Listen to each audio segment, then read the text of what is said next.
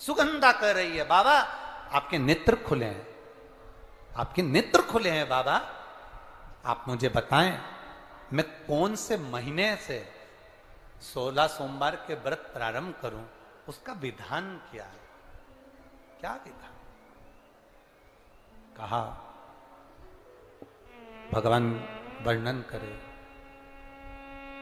ऋषियों ने कहा सुनो सुगंधा,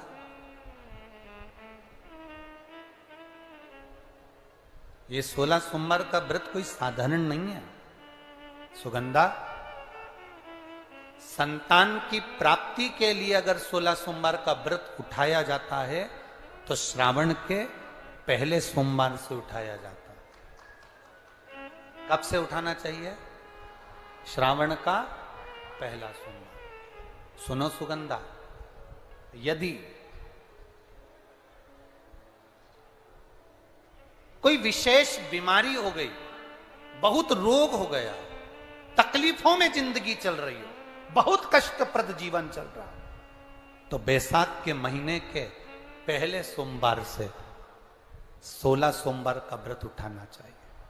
और सुनो सुगंधा, उत्तम वर, उत्तम घर, व्यापार, व्यवसाय, नौकरी, पद, प्रतिष्ठा,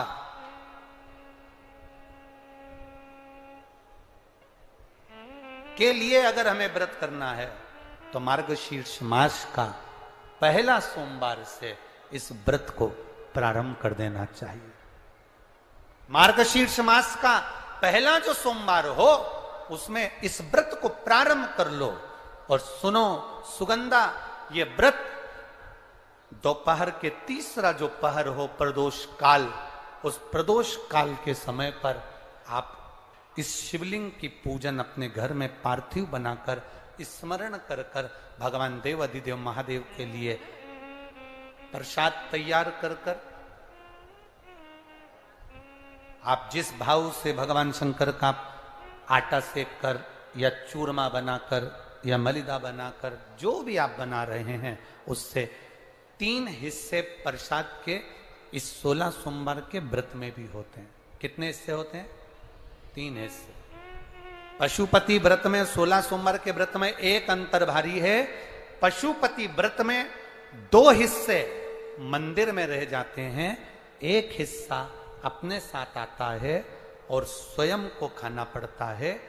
पर 16 सोमवार के व्रत में यह भाव है, एक हिस्सा भोलेनाथ का रहता है, दूसरा हिस्सा भक्तों के लिए, शिव भक्तों के लिए रहता है, और तीसरा हिस्सा आपके लिए रहता है।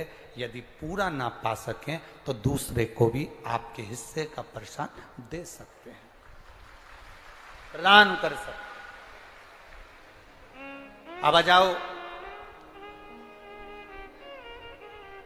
बड़ा सुंदर प्रसंग।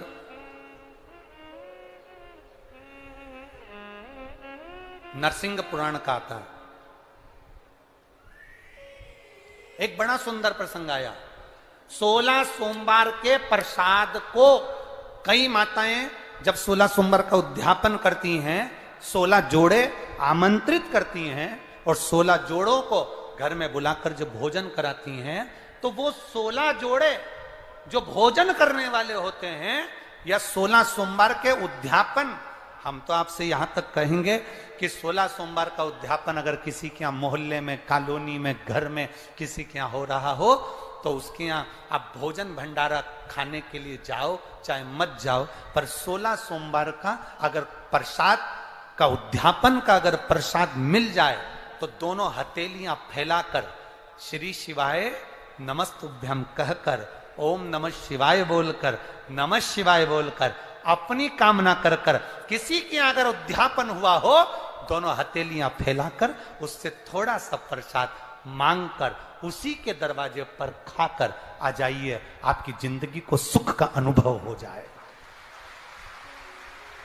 तो कोई पूछे ये कथा कहां से ली, तो आप बता देना नरसिंह पुराण में यह वर्णन आता है। कौन से पुराण में है? नरसिंह पुराण में वर्णन आया कि एक बहुरोमा नाम का एक दैत्य था, एक असुर बहुरोमा।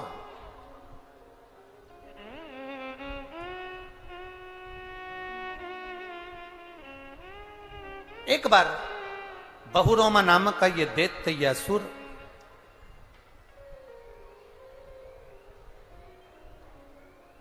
मार्ग से निकल कर जा रहा था और किसी एक ऋषिवर ने, एक गुरु ने, एक संत ने उस बहुरोमा दैत्य को देखा। नरसिंह पुराण का चरित्र। कोई आपसे पूछे कि 16 सोमवार के व्रत का प्रसाद का महत्व क्या है, क्या महत्व?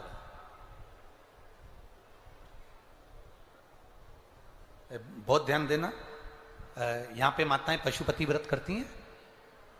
पशुपति व्रत अगर आप लोग करते हैं तो उसके 2 हिस्से मंदिर में छूटते हैं प्रसाद के। बोलो री जी जी, सही है। मंदिर में आप जो प्रसाद के 2 हिस्से छोड़कर आती हो, बहुत सारी माताएं व्रत करती है और वहां प्रसाद के हिस्से रखे रहते हैं।